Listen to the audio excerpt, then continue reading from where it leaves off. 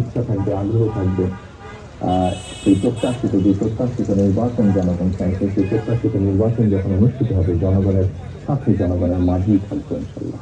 একটা বিষয় যেটা আপনার দল থেকে মাঝখানে দলের নেতাদের কেউ কেউ কখনো কখনো বলেছেন যে একটা নিরাপত্তার শঙ্কার কথা বলেছেন আপনি না আসার পেছনে, আপনি কি কোনো ধরনের শঙ্কা করেছিলেন?